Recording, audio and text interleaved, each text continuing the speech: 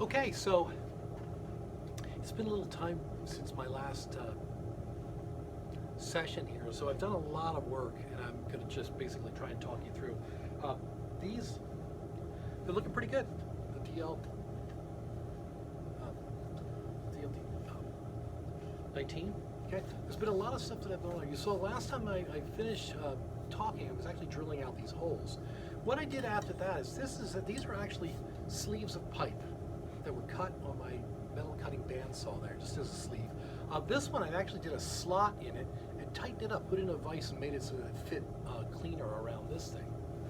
And what I ended up doing is sliding it on, doing a little tack weld in the bottom of it with my MIG welder, and then I brazed it. The reason that I do a lot of brazing is that there's not so much cleanup when I try and put it together. Like, you don't have to go back in there with grinders and grind it up, because you can actually just heat it, and it will, through capillary action, will go down between the two pieces of steel. And for something like this, it's not as good as a weld, but it's pretty darn close. It's almost using brass as a glue, because the brazing rod's actually made out of brass.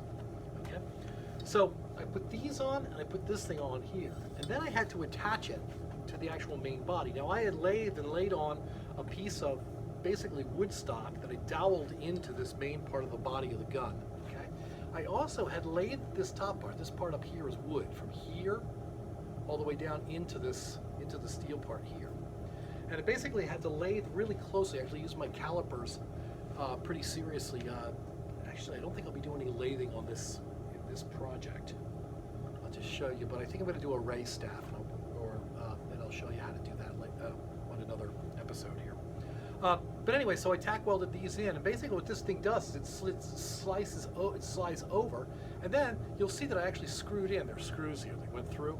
I originally had intended to, in my first one, I actually glued it together, but I found that the barrel was actually kind of going off to the side, so I tried to heat and bend it back, and I broke the epoxy loose.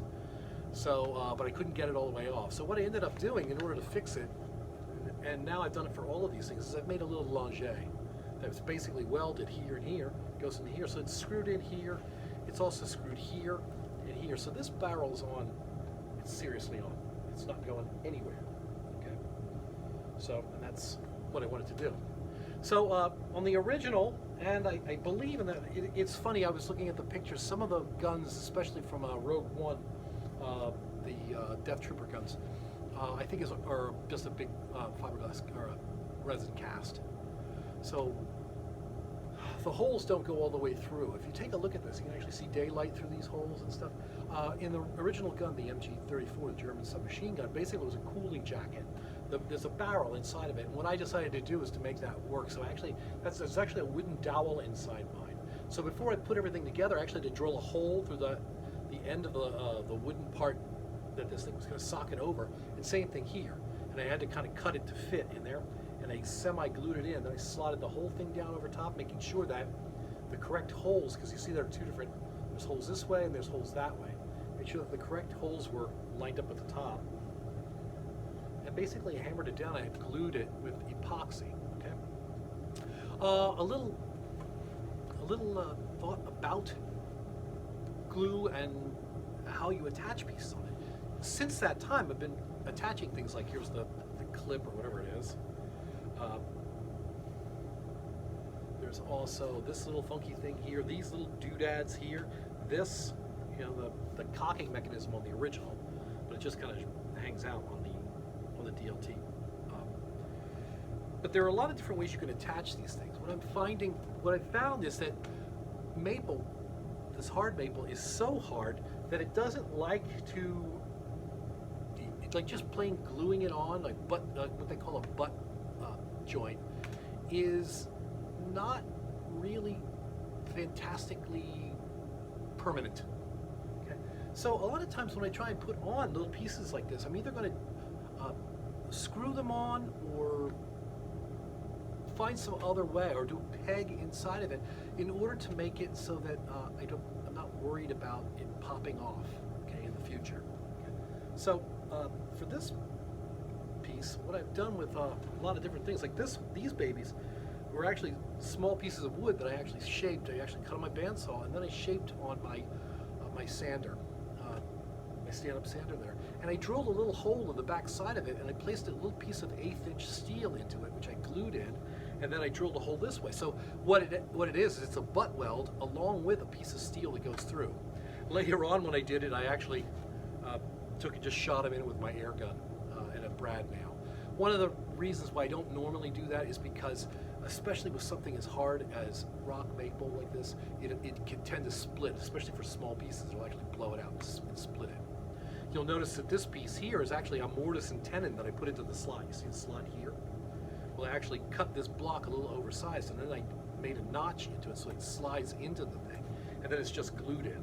Although on one of them, I actually went back in and I actually put 2 recessed screws in it. You see them there? So it's not going anywhere. I don't know if I'm not sure I really need the screws, but they're there. But I'm going to have to, well, actually there's a piece that goes over the top of this, so that'll hide them. So there we go with that. The other thing I did was working on the laying up different parts. There's a lot of screws because it's actually a 20th century gun. There are a lot of hex head screws, and they use the real thing. This piece here, the cocking mechanism there, is actually a piece of 1/2" dowel that I drilled into the base of the thing. I glued it in, and then I found a piece of steel that was basically the same interior dimension, a 1/2" interior dimension, glued it up and slid it on. What's nice about having steel on the outside edges of these things is that when this thing gets laid down, instead of like wearing the paint off and you seeing wood underneath it, if you wear the paint off of this, you see steel underneath it, which is the way that most firearms will weather. Most of the time they've been Parkerized, which is a gunmetal bluing that resists rust, but wear against your holsters, wear and tear all around actually makes those silver highlights on things that we like to decorate these with. Okay? Little things like this, you can see that I was using screws and things like that to decorate here. This is just a piece of 1/4" rod that I've actually drilled in and just set in. And I've got another one going there. Sometimes it's just holes, depending on what kind of thing you're doing. This piece here, the handle piece, this is actually a piece of tempered masonite. I use tempered masonite a lot. It's actually 1/8" tempered masonite. You can get it at most Lowe's and, well, actually, Lowe's or Carter. What it is it's a hardboard. It's basically, it's got no inherent strength because it's just sawdust. It's been mixed up and with glue and then compressed and heated and basically tempered. So it's nice and hard on the top surface. It takes paint really, really well. It looks like metal. It actually does pretty well. But you can see right now, in its wood state, it's like that. So I basically put it on. To make the grooves, I basically just did them by hand with a round file. I've seen 2 or 3 different styles of this stuff, some with a lot closer grooves. I stuck to the spirit of it. So, but I've seen some with pretty wide grooves, and I've seen like some of these have got really, really tight grooves, like that one. So, but I made them wider. It was a little bit easier on me. Okay. The trigger here is just another piece of wood that's basically epoxied in. Okay. And I added pieces like this piece here. That actually, this was part of the barrel changing mechanism. This thing actually came off, and you slid the barrel out of it when you'd overheated the barrel, because it's a big machine gun that went crazy. And it was, it tend to have such a high cyclic rate that it actually melted barrels pretty easily.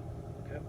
So here we go back to this one. I'm a little farther on this one. You'll see that I've actually got a trigger guard here. What I decided to do with the trigger guard, normally I used to make them out of metal, but it's really, it takes a long time and trying to heat that. I have to heat and bend it. Well, I found that this is an amazingly good place to use Warbler. Warbler is a thermoplastic that you can buy. Most cosplay places will have it. It's an amazing thing. You just use a heat gun, and it gets all wobbly and sticks to itself, and you can form it. When it cools down, it stays in its shape. Okay, so you'll see that this one I basically layered up about 4 pieces of it, and I had made a notch here for it to sit into when I originally did my pattern, and I basically put it on. Now I've gone back in there, normally it just sticks to itself, but it's almost better if you can actually glue it on after the fact. It will maintain its shape. I'm also going to be shaving it down. Right now it's a little bit wide. This is wider than the trigger guard is down in the center, and what I'll be actually doing is going back in with a box cutter, and I'll basically cut that out, or maybe even a Dremel to sand it. The problem with the Dremel is going to heat up and make this floppy again, so I'll probably try and just use the knife. Okay, that's pretty swell. I'll probably do a pin this way too. I'll probably do a screw, and away it'll go. So they've got that. The last thing I wanted to show you on this is you can see I made the flash suppressor on this thing. Okay. All right, see it there? Okay, that's actually a pretty specialized thing to do. What I ended up doing with it is I actually took a compass. I actually used Trammel points. This is actually a compass that I made up. And through trial and error, basically I made arcs on a piece of paper. Basically did a couple of arcs until I came up with a pattern that when I rotated it around, gave me the right taper, and it was just trial and error. And I taped it together, overlapped everything, and taped it together until I got kind of like the decent taper that I wanted from looking at my, and actually holding this right up to my drawings that I had. Then this, I unwrapped it when I got it the way I wanted it, laid it out on a piece of scrap 16 gauge steel or 18 gauge steel that I had, and I cut it out on my metal cutting bandsaw by hand.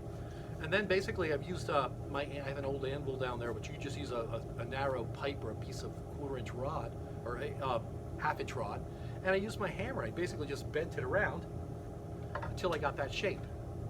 You can see the taper's it's actually looking very nice. Then I did a little, after I got the shape right, I basically welded it together right down the seam, and I laid that out on another piece, and I traced around the outside, and I actually made like make it look like a little, I basically welded it together so it's like a little shot glass, and then drilled a hole in it this way, and I've actually got a Phillips head screw that's right down in the center of that. Okay.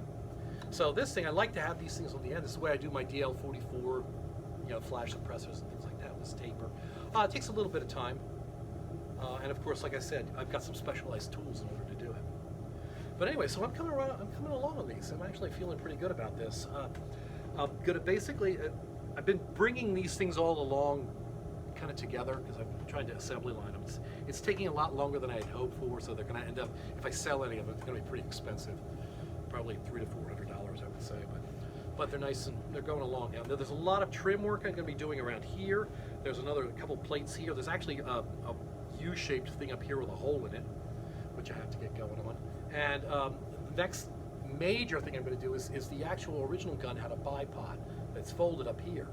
And in the Star Wars universe, that was never unfolded to show a bipod. It just always hung out there as a piece of gizmology, or greeblies, I guess as they call them. So I've got a lot of little detail, and I'm going to do it with a combination of probably Warbler, wood, and tempered masonite and screws and things like that.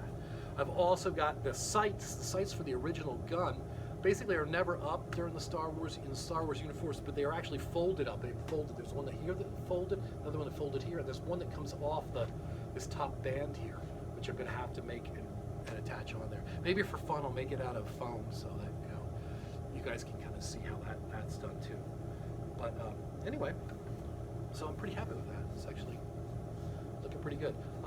These guns, when you make them out of wood and out of steel, they weigh something. I would say right now I'm probably up to about 4 pounds or so on this. I'll measure them and weigh it up.